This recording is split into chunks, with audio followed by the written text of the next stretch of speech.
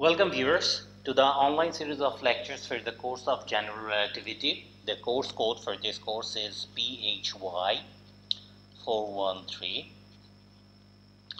It's a physics course, of course. That's why you have PHY appearing there. But it requires strong geometrical foundation to understand this course in a clear way. Okay. So, therefore, we dedicate a lecture that we call a supplementary lecture for this course, which we call Lecture 0, which is dedicated to a background discussion on topology. Okay. But if you are not interested in learning topology, you can skip this lecture. Okay. There will be a lecture 1 on multivariable calculus.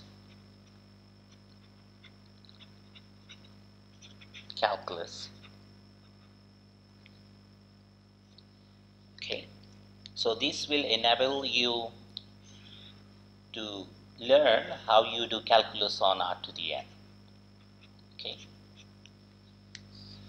So I'm doing lecture 1 because not all of these students have proper background in multivariable calculus. Okay. And in lecture 2, we'll have discussions on manifolds, which is related to basics of differential geometry. Okay. Basics of DG. Okay. So I think from lecture 3 onwards until lecture 6, we'll have stuffs of DG appearing. Okay. And probably from lecture 7 we'll have Einstein field equation and and probably we'll also study on lecture 7th or lecture 8 Newtonian gravity and all those things. Okay. So lecture 0 is a supplementary lecture.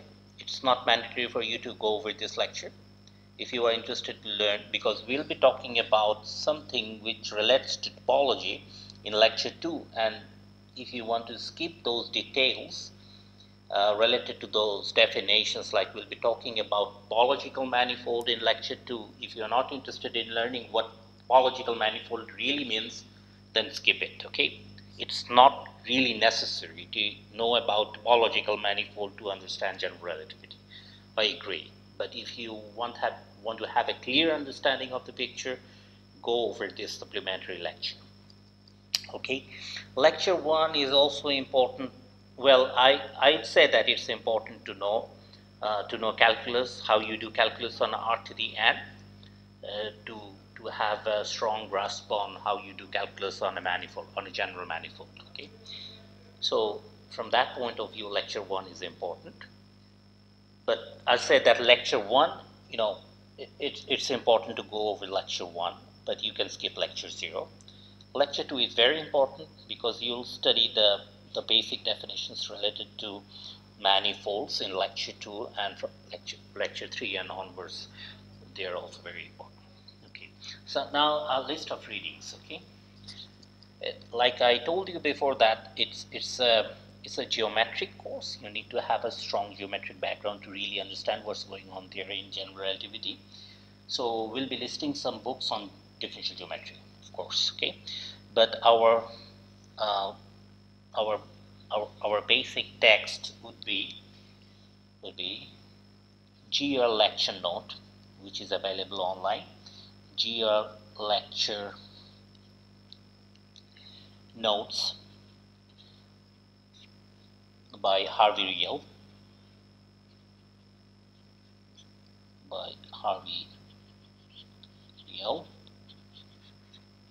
Okay. It's available online.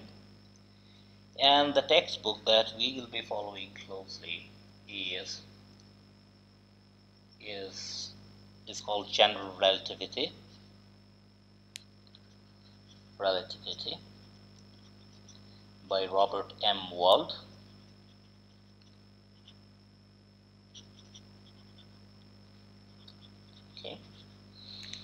Okay, so these are the books that we'll be following essentially, and there are a good number of books, okay, for understanding geometry. The first one being an introduction to differentiable manifolds and introduction to differentiable manifolds,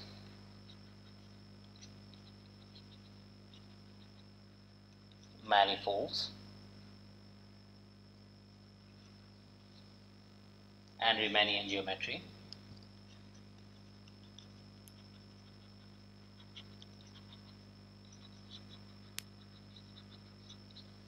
Okay. Second edition by William M. Boothby. Okay. So our lecture 1 is based on this book. Okay. We'll be dealing with certain examples that are given in this book. Okay. The second geometry book is by Loring W. Tu called Differential Geometry. Differential Geometry by Loring W. Tu. There is a very good book on geometry called Introduction to Smooth Manifolds with lots of pictures. Introduction to Smooth Manifolds.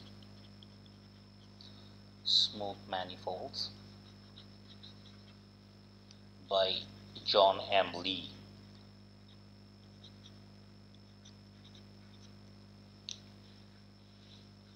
Okay. All right. So the 0th lecture, like I told before, is dedicated to topology. Okay. So we'll be discussing point set topology in this lecture. Point set topology. Okay. So when you have backgrounds on topology, it's easier to understand differential geometry, but I did not include that prerequisite, and hence I'm holding a background discussion on point set topology. So before embarking on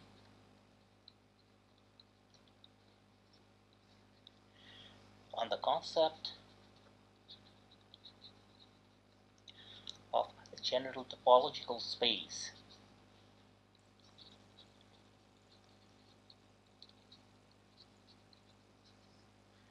let us look at the Euclidean space.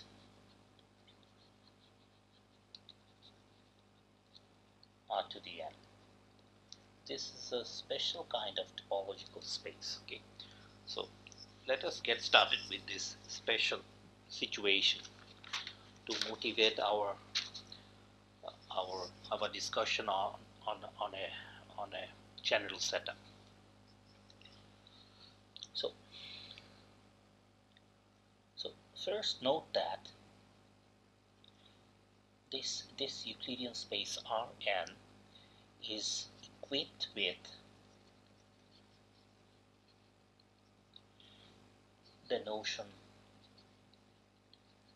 of distance between 2 points. Okay. Intuitively, it makes sense, right? So say that 2 points P and Q. Say that we have a point P with coordinates P P1, P2, all the way up to Pn, and we have another point Q with coordinates Q1, Q2, all the way up to Qn. Okay, so how do we define the distance between these 2 points? We all know that this is nothing but this guy, right?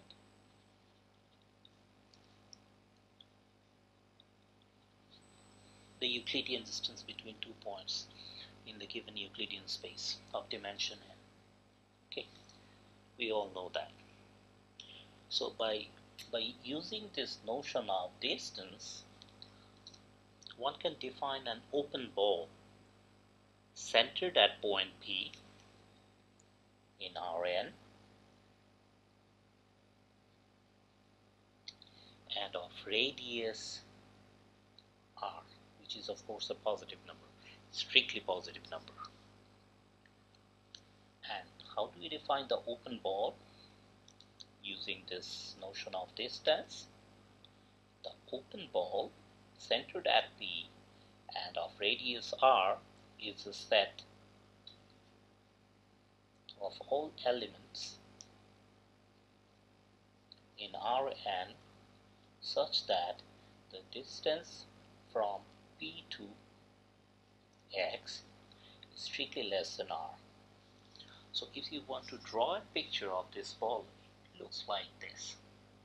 It is centered at P and the radius of this ball is r. And by a dotted circle or dotted sphere, we mean the openness of that ball. Okay, so we cannot reach the surface of the ball.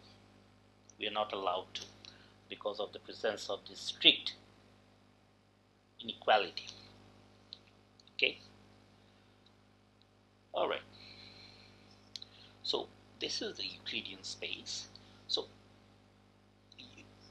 in the Euclidean space, with the use of this notion of distance between 2 points, we can describe open balls.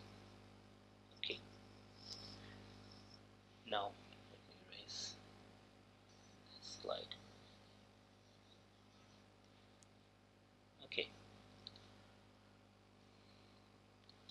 Now, so if we have a set such as Rn, it's a set, right? So the initial structure that we have in R to the n is that of a set. So if we equate this set with this notion of distance between the elements of this set, such a set is called a metric space. So this is a set plus the structure of the availability of a distance between 2 elements of the set makes it a metric space. So the notion of distance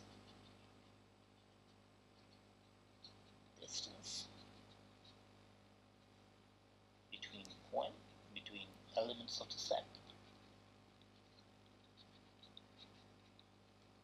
makes it a metric space. Okay. So using this notion of metric space, we see that R to the n, or the Euclidean space, is a metric space.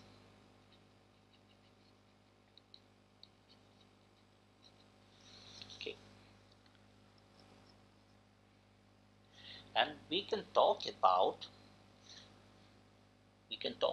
open balls in this metric space using the distance function.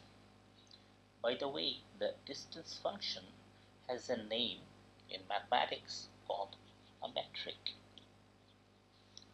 So the metric is supposed to satisfy certain properties, and those are called the properties of a metric. Say one of them is triangle inequality, the positive definiteness, and there are other properties. So it's not a topology class, and that's why we are not discussing everything in detail. I'm just touching things very briefly. So we were with this Euclidean space. So we have seen that Euclidean space is equipped with the notion of distance between points that we call a metric, and that way it becomes a metric space. And in this metric space we can talk about open balls with the help of the metric. Okay.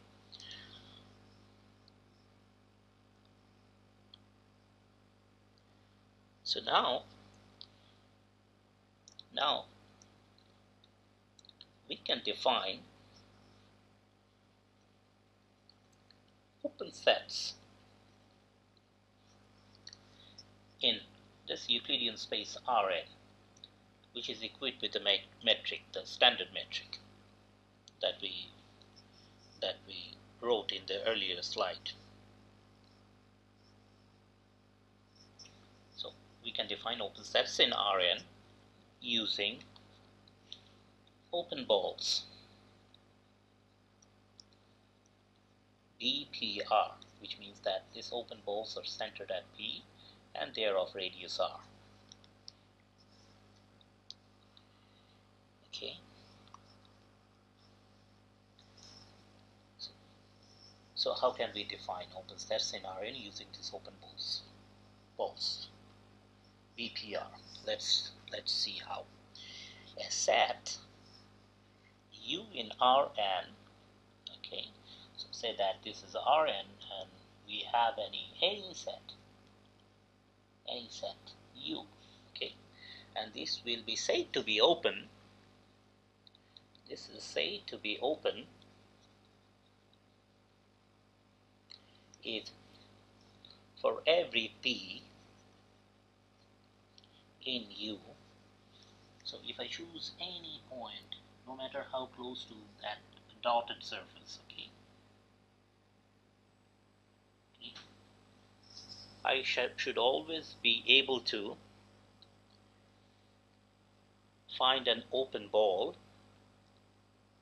Okay, so let me write it here. For every P and U, there is an open ball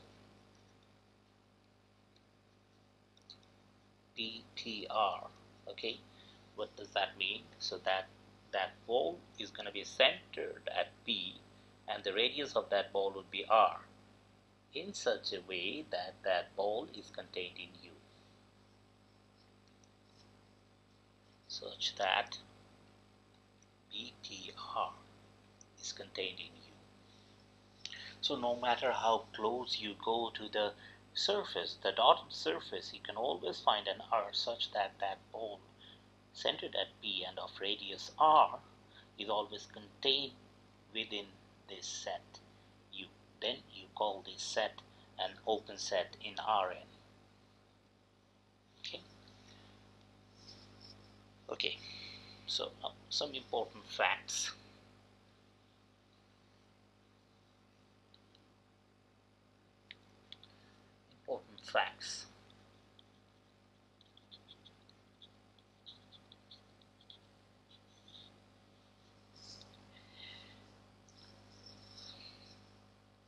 The union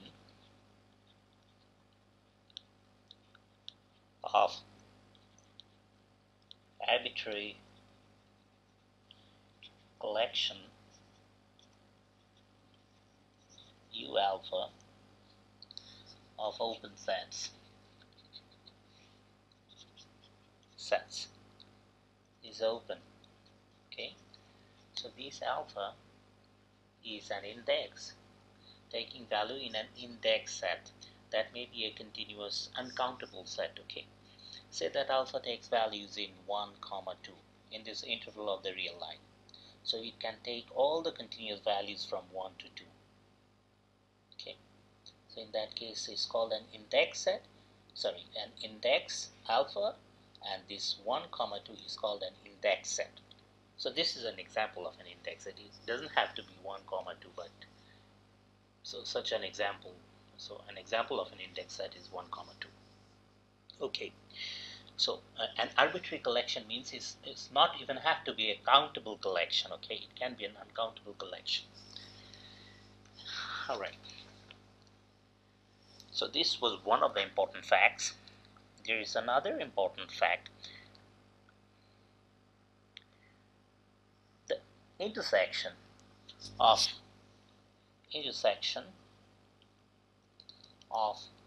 an arbitrary collection of open sets is not open. So let me give you an example for that. For example, the intervals minus 1 over n, okay, n equal to 1, 2, 3 goes all the way up to infinity. So it's a countable collection of intervals, okay. So if you want, you can denote this collection like this, and from 1 to infinity this way, the same thing, okay. So if you choose this collection of intervals, that each of this element in this collection, okay, for various n's is an open set in R, is an open interval to be more precise in R. So each element of this collection is an open set in R, but their intersection,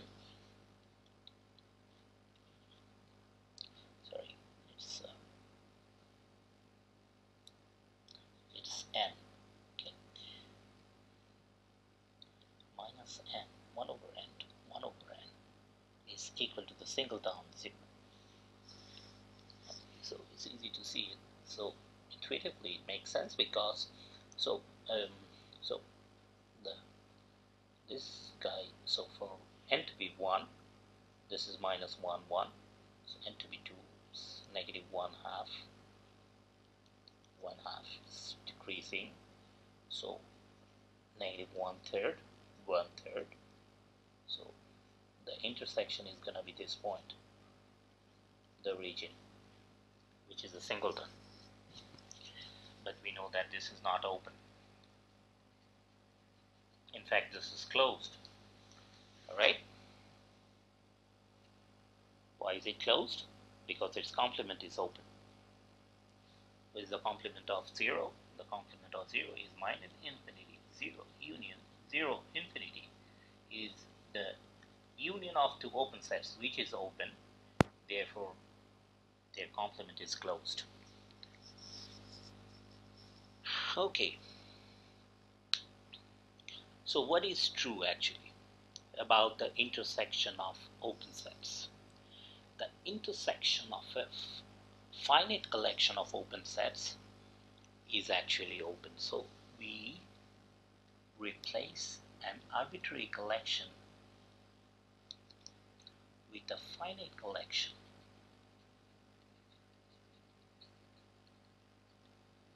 Okay, then it's going to be true. So I'm not going to prove it. Okay.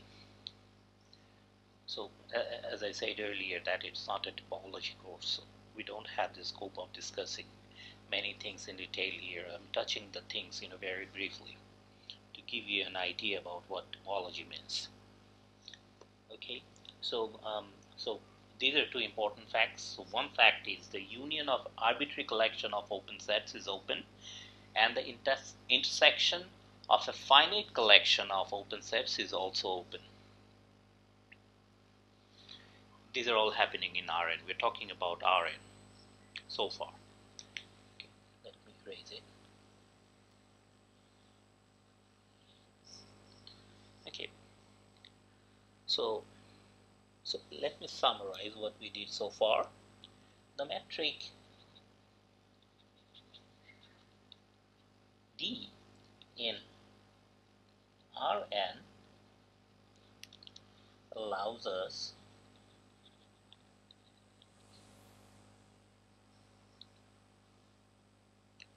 to define open sets in Rn.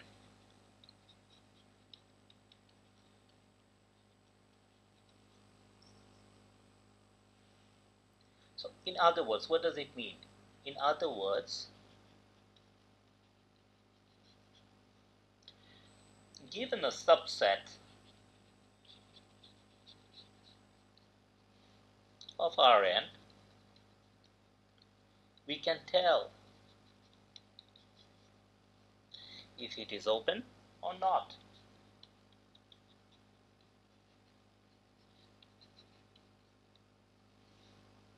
This situation is a spatial case called metric topology.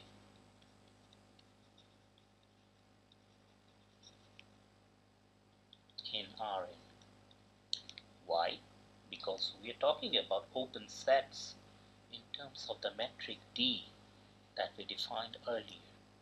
Remember that D between Q and P were defined as sum over I equal to 1 to n Pi minus Qi whole square, the 1/2, right?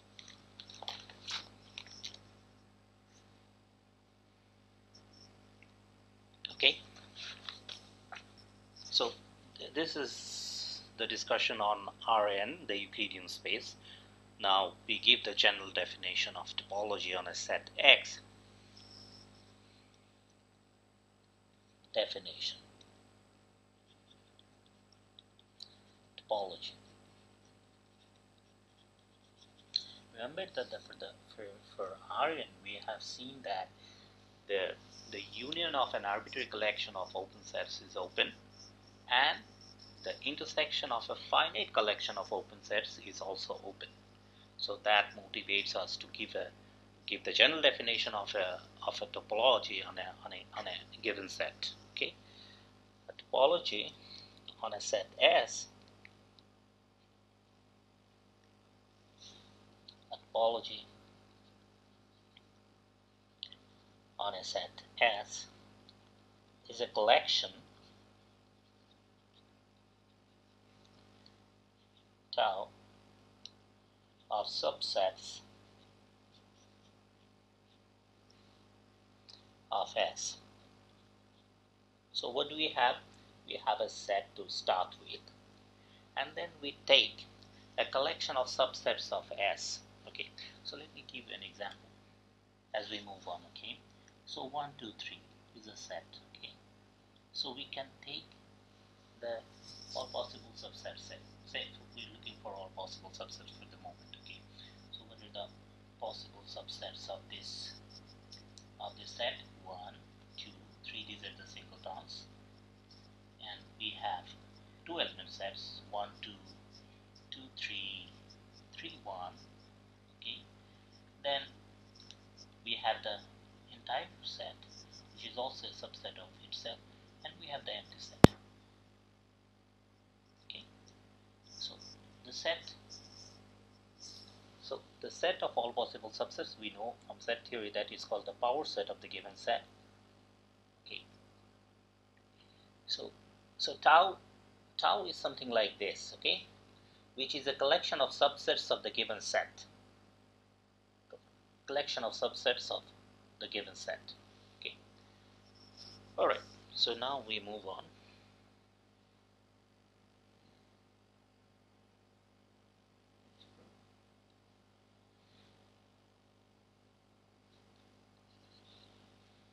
Okay, it's not working.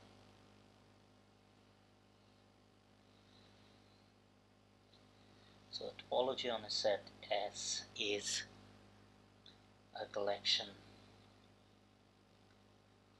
tau of subsets of S containing both the empty set empty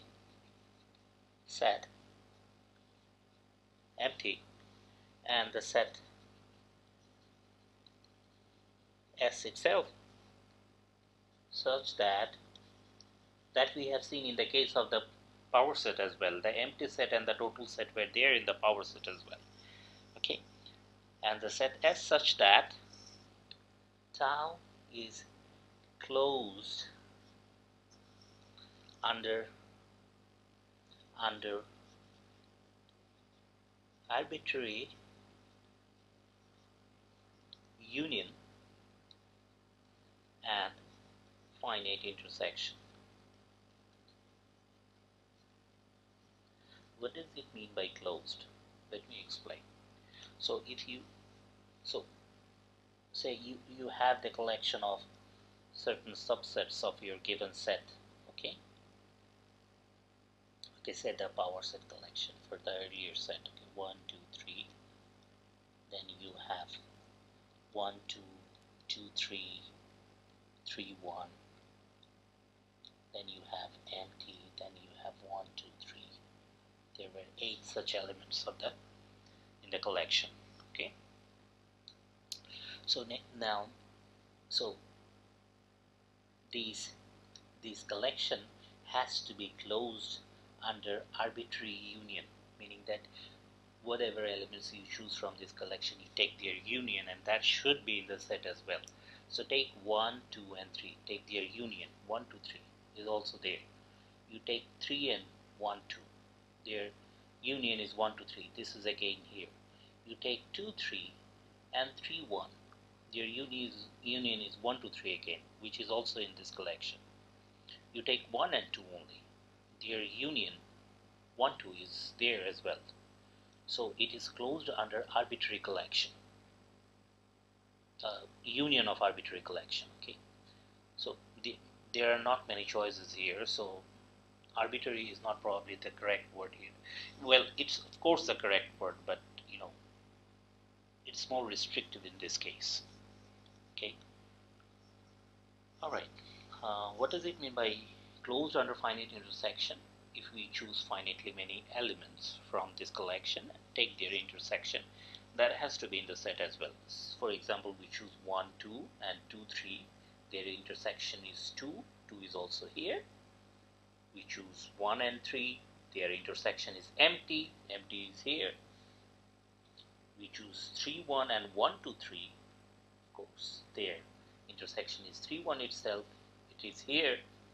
And we choose 3 and whatever 1 2, their intersection is empty, it is also here, okay.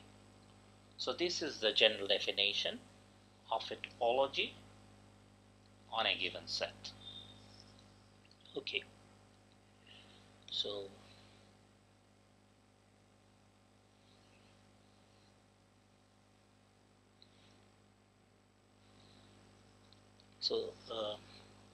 let me write it mathematically, continuing on what I have wrote earlier.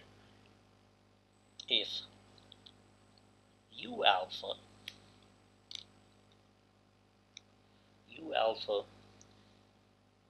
is in the collection tau for all alpha in an index set, I've explained earlier what it means by an index set. In an index set A, then their union is supposed to be in tau as well, alpha in A. So alpha runs through this index set. And if so, this can be an uncountable set, okay.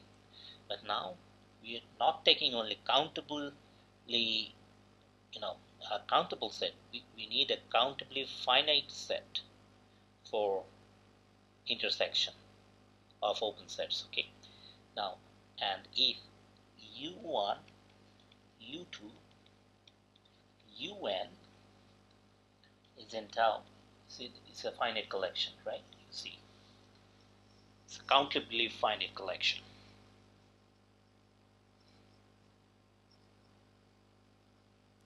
Okay, so it's just a finite collection is enough, right?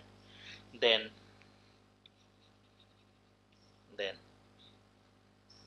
intersection of UI's, I from 1 to n, should also be in tau. Okay, so these are all motivated by our experiences in the Euclidean space Rn, where we have seen that the union of arbitrary collection of open sets is open, but the union of the intersection of an arbitrary collection of open sets is not open. We have seen an example for that. But what holds is that the intersection of a finite collection of open sets is open. So that motivated us to give this general definition of topology on a given set. Okay, so now, the elements of tau are called open sets. Okay, and the pair S comma tau. So S is the set that we started with, and tau is the collection of certain subsets of S that obeys what we have written earlier. Okay, these things, the closure under arbitrary union and the closure under finite intersection, these things. The empty set is there, the total set is there in this collection. Okay,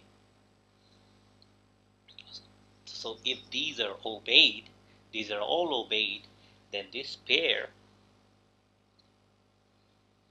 is called a topological space.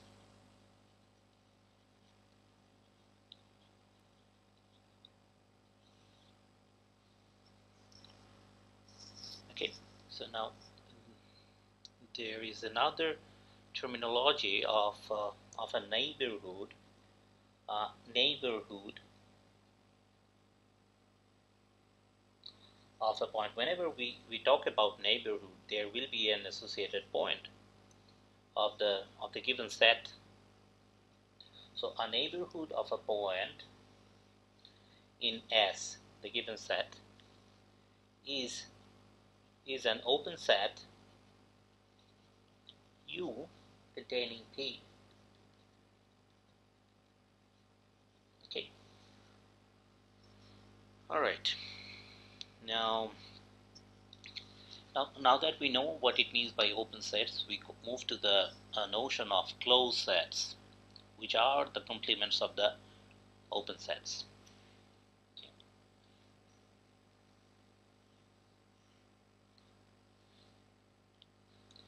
So the complement of an open set is called a closed set.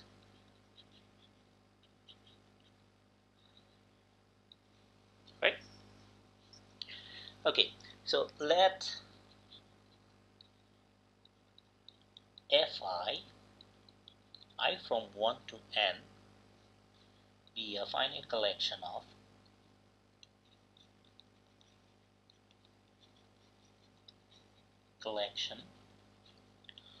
closed sets. Okay.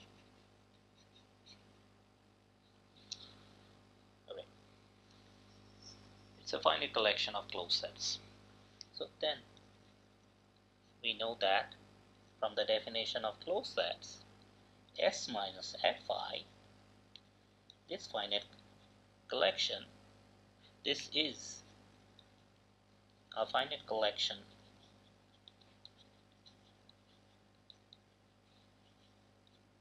of open sets, right? And we all know that the intersection of a finite collection of open sets is open, that we discussed earlier. Okay, when we were discussing topology on the standard topology on the Euclidean space Rn. Okay,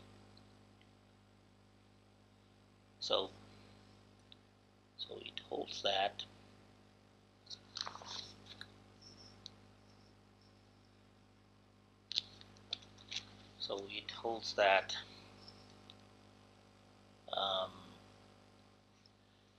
the intersection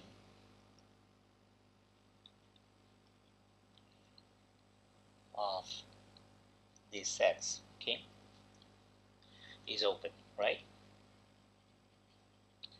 Now, there is a famous law called De Morgan's law from set theory. Let me write it for you here. You should all know set theory, right? De Morgan's law from set theory. If you don't know, then Google it.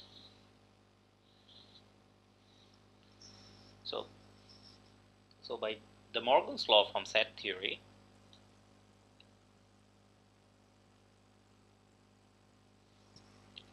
this guy can be written as S set minus union. So it reverses, the intersection becomes union under De Morgan's law. Fi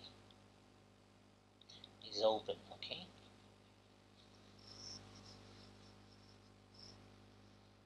So if this is open, then this guy has to be closed, right? By the definition of closed sets. So what did we find? The union of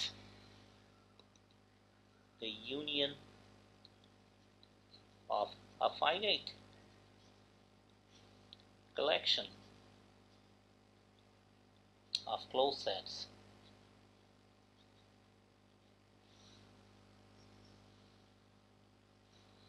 is closed. Okay, so the story changes for closed sets. It's not the same as the story of the open sets. We can see it from here. Okay, so now what about arbitrary collection of closed sets? Okay, let's see.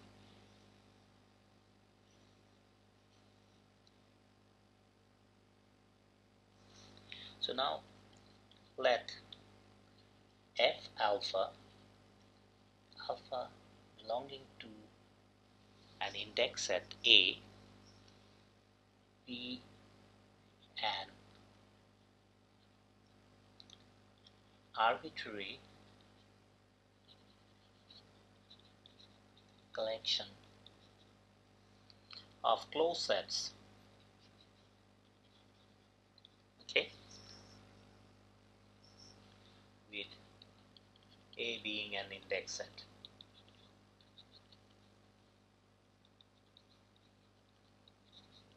Okay. Okay. All right. What happens next is that the arbitrary collection set minus F alpha for all alphas is an arbitrary collection of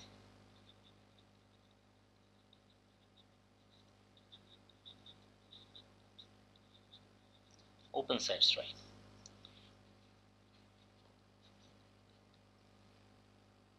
Since each F alpha was a closed set, so each S set minus F alpha is an open set. So this is indeed an arbitrary collection of open sets. We know that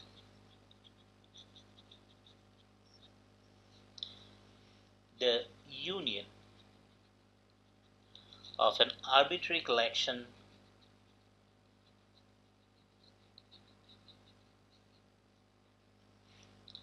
of open sets is open, right?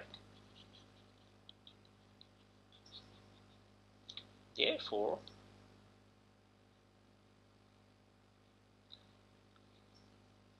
you need the union of all these sets is open. Now again, invoking De Morgan's law, we see that this is going to be S set minus the intersection, the union becomes intersection, is open. Okay,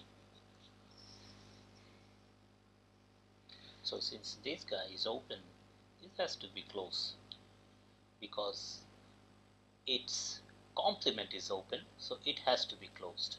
Implies that the arbitrary intersection of closed sets is closed. So this is the conclusion. The intersection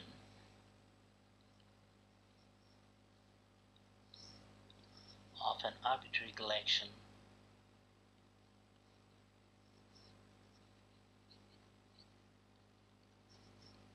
of closed sets is indeed closed. Okay. Alright, so we stop the first segment here. In the second segment, we are going to discuss about subspace topology. Okay. So thank you for attending the first segment.